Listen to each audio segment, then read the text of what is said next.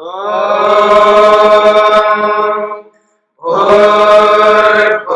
स्वः तत्सवितुर्वरेण्यं भर्गो देवस्य धीमहि धियो यो नः प्रचोदयात्।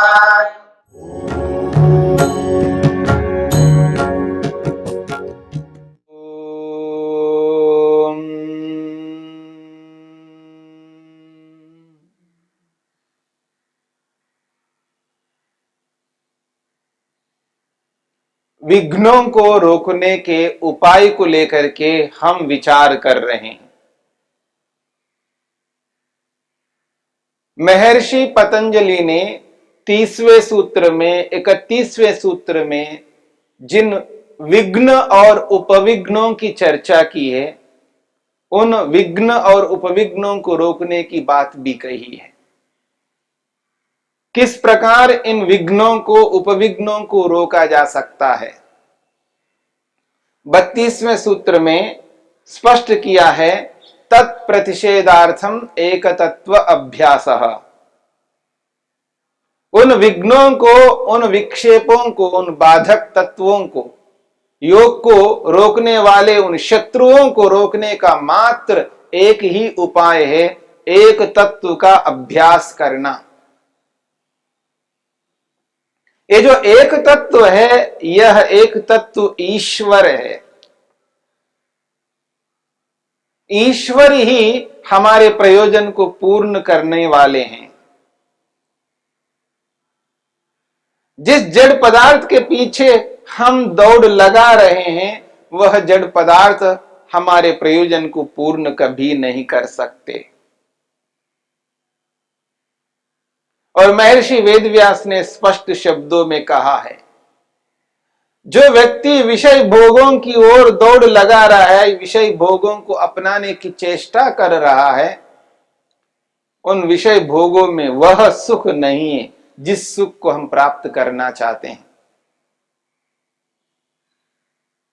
हमारा जो आकर्षण है, हमारा जो लगाव है, हमारी जो श्रद्धा है, वो इन जड़ पदार्थों की ओर है, विषय भोगों की ओर है।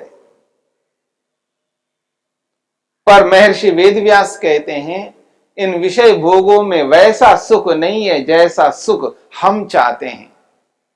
इसलिए महर्षि वेदव्यास स्पष्ट शब्दों में कहते हैं, विषय सुखम च अविद्या। इन विषय भोगों में सुख मानना ये अविद्या है। अर्थात विषय भोगों में जैसा सुख हमें प्राप्त करना चाहिए, वैसा सुख अगर कोई मानता है तो ये अविद्या से ग्रस्त है व्यक्ति। वैसा सुख नहीं है जैसा सुख हम चाहते हैं।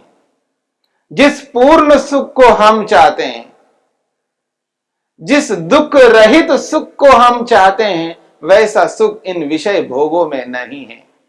इसलिए वो कहते हैं विषय भोगम, ये जो विषय भोग है, विषय सुखम च अविद्या, विषयों में पूर्ण सुख मानना अविद्या है, मूर्खता है, अज्ञानता है। यह समझ नहीं है कि इन विषय भोगों में जो सुख दिखाई दे रहा है, उस सुख के पीछे दुख छुपा हुआ है। ये मनुष्य को दिखाई नहीं देता। इसलिए व्यक्ति उन विषय भोगों की ओर अग्रसर है।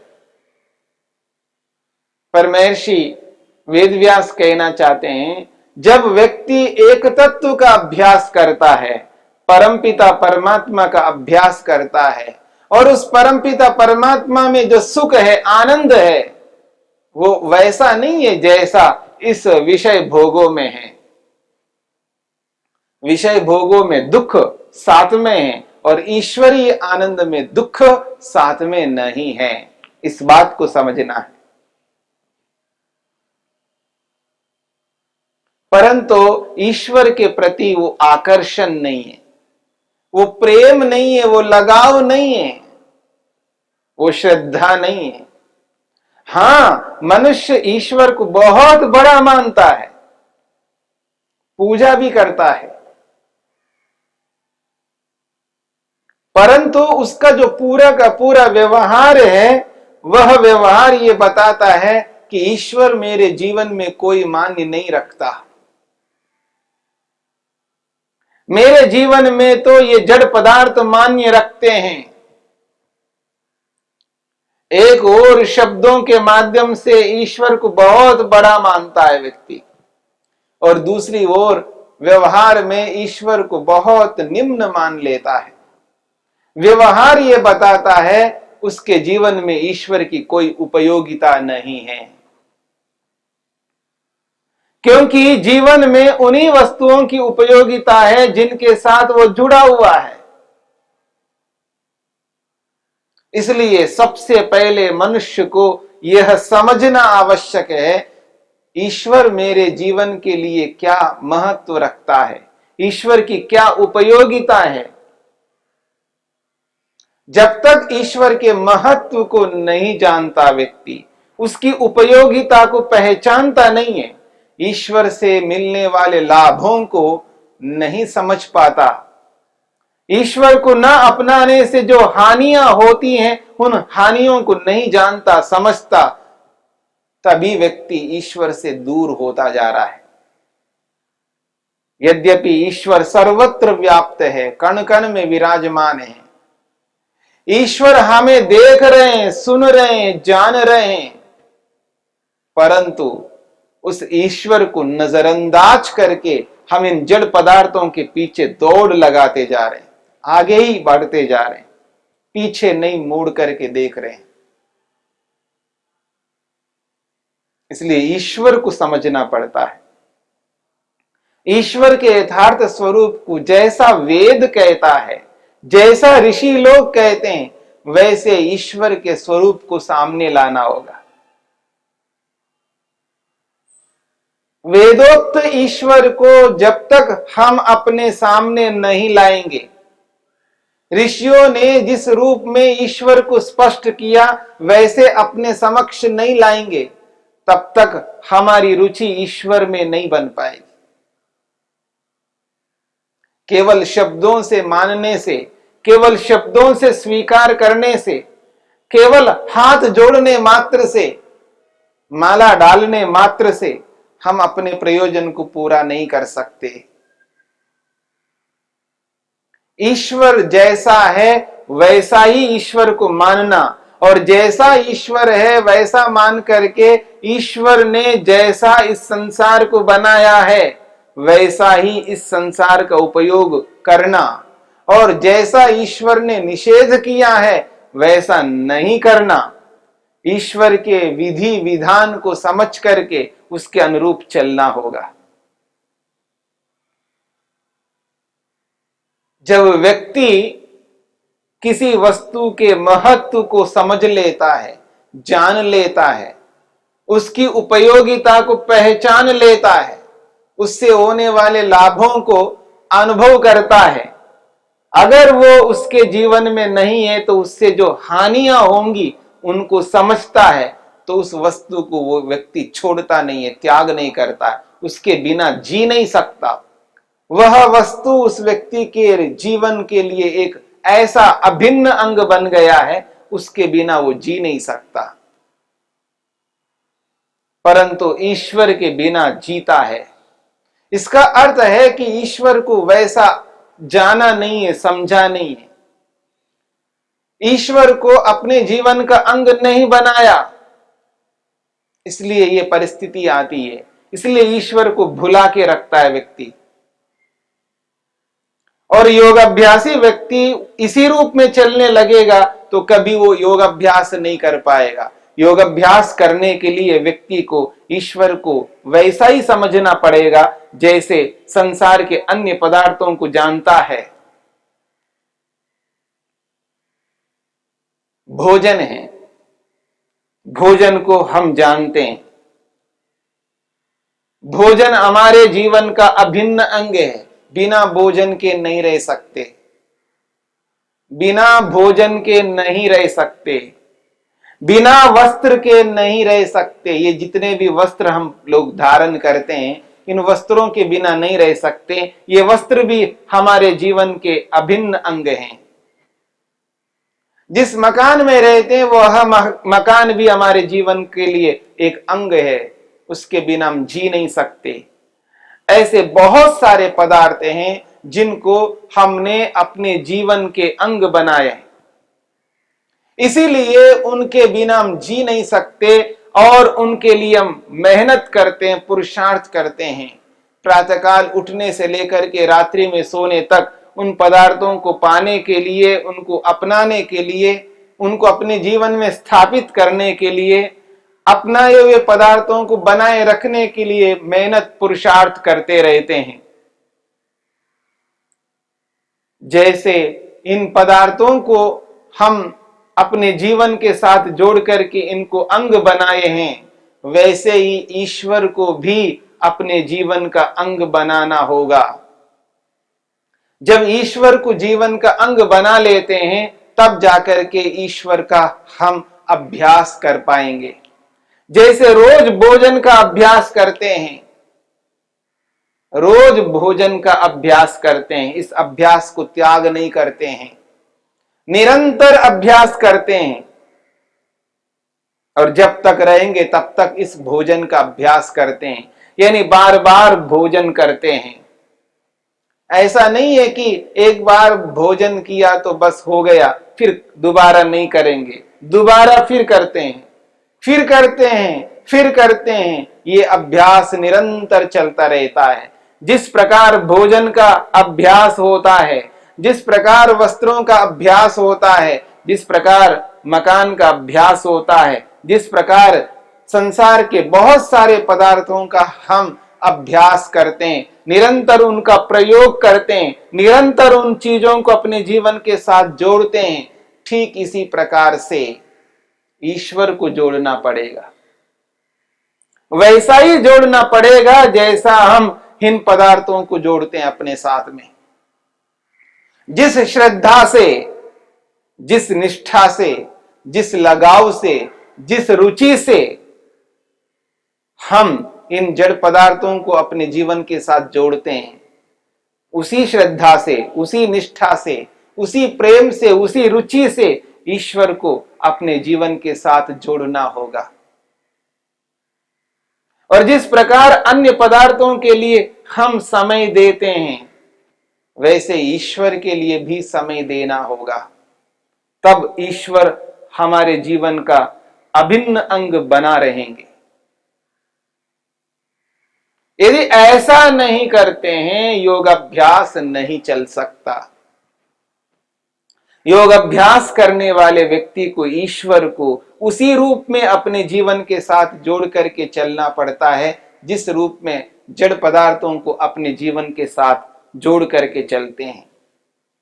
एक और बात समझने का प्रयत्न करना है। हो सकता है एक समय हमने भोजन नहीं किया, पर यह नहीं हो सकता है कि हम ईश्वर को भुला दें।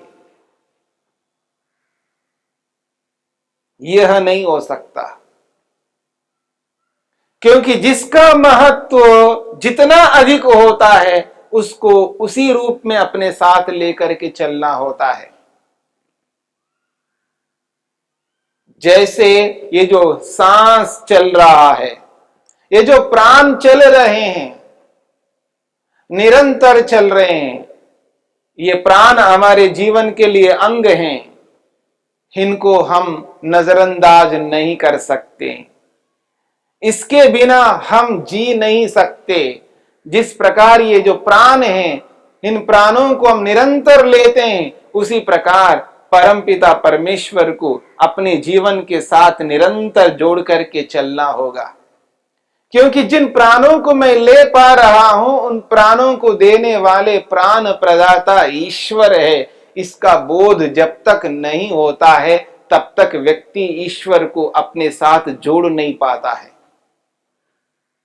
जिससे जितना उपकार हो रहा है, उस उपकार करने वाले को नजरअंदाज नहीं कर सकते। जैसे हम प्राणों को नजरअंदाज नहीं कर सकते, प्राण हमें लेने होंगे। और जब कभी प्राण नहीं ले पाते हैं तो जो कष्ट होता है, जो पीड़ा होती है, जो दुख होता है, जो बेचैनी उठती है, और जिस किसी भी रीति से हम उन प्राणों को लेते हैं फिर वापस उन प्राणों को निरंतर बनाए रखते हैं, ठीक इसी प्रकार से योगाभ्यासी व्यक्ति को प्राणों के समान ईश्वर को साथ में जोड़ करके चलना पड़ेगा। इस बात को समझ करके चलना है।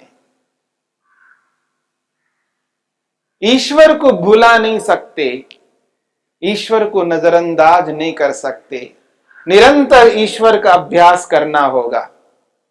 और जब तक ईश्वर का अभ्यास करते जाएंगे तब तक हम सत्य से ओतप्रोत रहेंगे। जब तक ईश्वर को साथ जोड़ेंगे तब तक हम न्याय से युक्त रहेंगे। जब तक ईश्वर को साथ लेंगे तब तक धर्म से युक्त रहेंगे, पुण्य से युक्त रहेंगे। अनुचित व्यवहार कभी नहीं करेंगे, क्योंकि ईश्वर न्यायकारी है, ईश्वर सर्वज्ञ है, ईश्वर सर्वशक्तिमान है। ईश्वर अनुचित नहीं होने देंगे।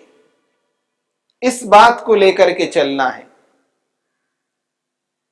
जब ईश्वर साथ में है, ईश्वर की अनुभूति साथ में है, तब हम कभी गलत नहीं करेंगे। मनुष्य गलत इसलिए करता है क्योंकि उसको रोकने वाला नहीं। मेरी बात को समझने का प्रयत्न करिएगा। ईश्वर यदि साथ में है तो हम गलत नहीं कर सकते, क्योंकि वो रोकता है। ईश्वर की अनुभूति निरंतर बनाए रखने से ईश्वर गलत काम को रोक देगा, और ईश्वर की अनुभूति नहीं बनाएंगे तो हम गलत करते जाएंगे। गलती से बचना है, दोषों से बचना है, असत्य से बचना है, अन्याय से बचना है, अधर्म से बचना है, पाप से बचना है, तो ईश्वर को साथ में लेके चलना होगा। यानी ईश्वर की अनुभूति बनाए रखना होगा,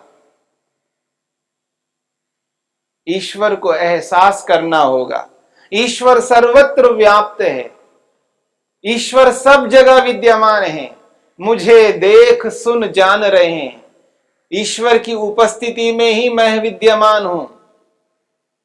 जब ईश्वर की अनुभूति बनाए रखेगा व्यक्ति, ईश्वर को स्मरण रखेगा व्यक्ति, तब व्यक्ति सावधान रहेगा। और सावधान व्यक्ति गलती नहीं करता है, असावधान व्यक्ति गलती करता है।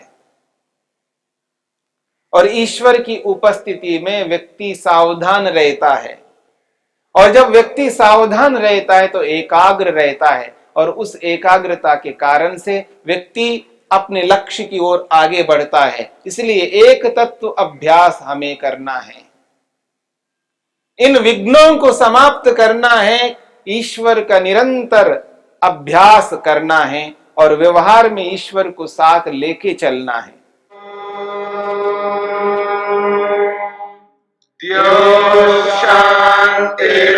शांतिरंतरिक्षं शांति पृथिवी शांतिरापः शांतिरोषधयः शांतिः वनस्पतयः शांतिर्विश्वे देवाः शांतिर्ब्रह्म शांति सर्वं शांति शांतिरेव शांति क्षमा शांतिरेधि। ओम शांति शांति शांति।